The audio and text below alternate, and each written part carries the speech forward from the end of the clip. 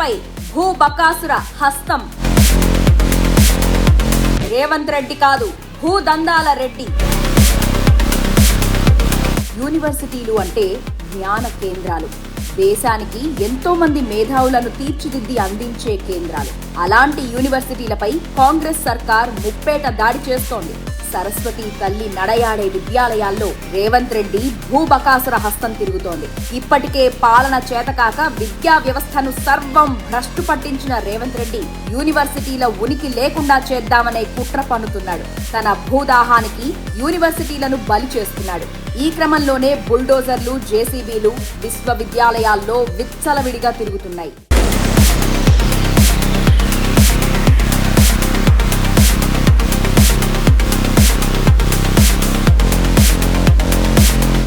స్వతహాగా real estate వ్యాపారినని చెప్పుకునే రేవంత్ రెడ్డి ఇప్పుడు తెలంగాణ రాష్ట్రాన్ని రియల్ ఎస్టేట్ వెంచర్ గా చేసేస్తున్నాడు. అధికారంలోకి వచ్చిన తొలినాటి నుంచి రేవంత్ రెడ్డి కాంగ్రెస్ ప్రభుత్వం భూపందారం నడుపుతోంది. కేసీఆర్ అద్భుతమైన ఫార్మా సిటీని నిర్మించాలని భూసేకరణ చేపట్టగా అక్కడ ఫ్యూచర్ సిటీ అంటూ రేవంత్ రెడ్డి డ్రామా మొదలుపెట్టాడు. హిల్ట్ పాలసీ పేరిట పారిశ్రామిక భూములపై కన్నేసి అప్పనంగా ప్రైవేటు వ్యక్తులకు అప్పగిస్తున్నాడు. ఆ పాలసీలో పెద్ద భూ కుంభకోణమే ఉందని ప్రతిపక్షాలు తీవ్ర ఆరోపణలు చేస్తున్నాయి. ఈ భూములు కాదని యూనివర్సిటీలపై కన్నేశాడు. అగ్రికల్చర్, హార్టికల్చర్ ఇలా అన్ని యూనివర్సిటీ భూములపై కన్నేశాడు. దేశంలోనే ప్రఖ్యాతి పొందిన రాజేంద్రనగర్ వ్యవసాయ విశ్వవిద్యాలయం భూముల్లో 100 ఎకరాలు హైకోర్టుకు రాసిచ్చేశాడు. అక్కడ విద్యార్థులు తీవ్ర స్థాయిలో ఉద్యమం చేసిన ఉక్కుపాదంతో అణచివేసి అక్కడ తన పంతాన్ని నెగ్గించుకున్నాడు. ఈ భూ కేటాయింపు వెనకాల కాంగ్రెస్ వారి భూదాహం ఉంది.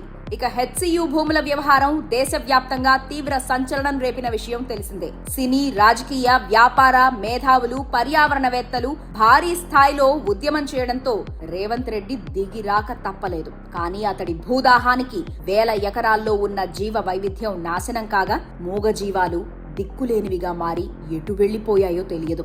న్యాయస్థానాలు తీవ్ర స్థాయిలో ఆగ్రహం వ్యక్తం చేయడంతో హెచ్సియు భూములు పరిరక్షించబడ్డాయి.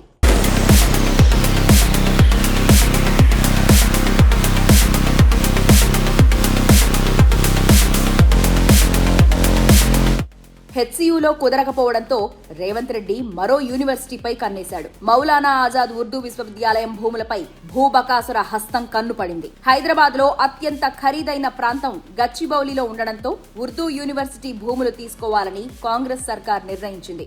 50 ఎకరాల భూమి ఎందుకు తిరిగి స్వాధీనం చేసుకోరాదో అని యూనివర్సిటీని అడిగింది. దీనికి యూనివర్సిటీ అక్కడ తాము నిర్మాణాలు చేపడుతున్నామని, ఆ భూమి ఖాళీగా లేదని బదులిచ్చింది. అయినా కూడా ఆ భూములను లాక్కునేందుకు రేవంత్ రెడ్డి సర్కార్ ప్రయత్నాలు చేస్తోంది. వాస్తవంగా 1998లో అప్పటి ఉమ్మడి ఏపీ ప్రభుత్వం మౌలానా ఆజాద్ ఉర్దూ విశ్వవిద్యాలయానికి 200 ఎకరాల భూమి కేటాయించింది.